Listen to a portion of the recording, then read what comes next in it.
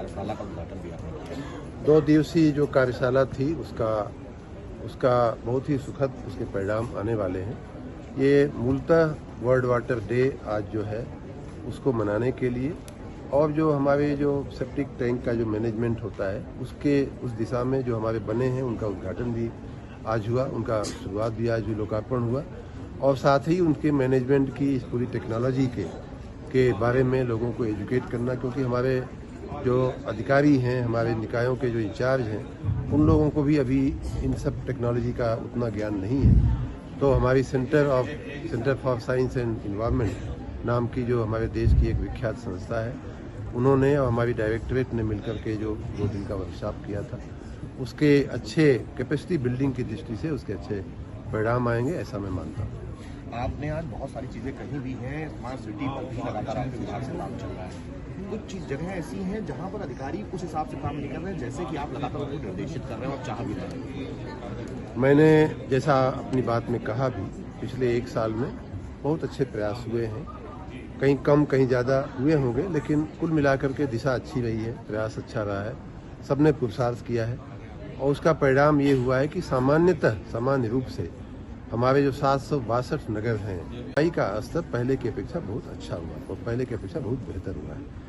और ये सिर्फ मैं नहीं बल्कि मीडिया, देश और विदेश से आने वाले लोगों ने जो देखा है, विशेष रूप से G20 और GIS में जो लोग आए थे, उन्होंने कुछ नगरों में जो आकर के गए हैं, उन्होंने बहुत प्रशंसा किया है। लेकिन साथ में ये भी सही है कि अभी हमें बहुत काम करना बाकी है। हम उस दिशा में हम उनको एजुकेट कर रहे हैं, अपने अधिकारियों को भी लगातार अलर्ट कर रहे हैं, लगातार उनको हम सूचनाएं दे रहे हैं।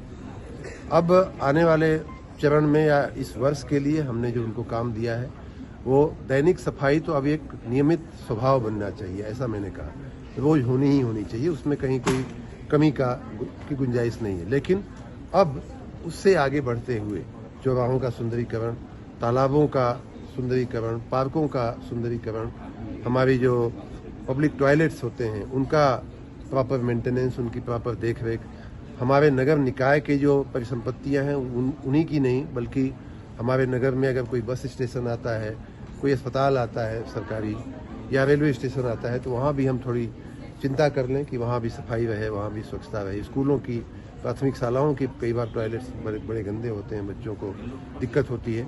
तो इस प्रकार हमें अपने नगरों को अब गुड टू ग्रेट बनाने के लिए मैं कई महीने से बात कर रहा हूँ।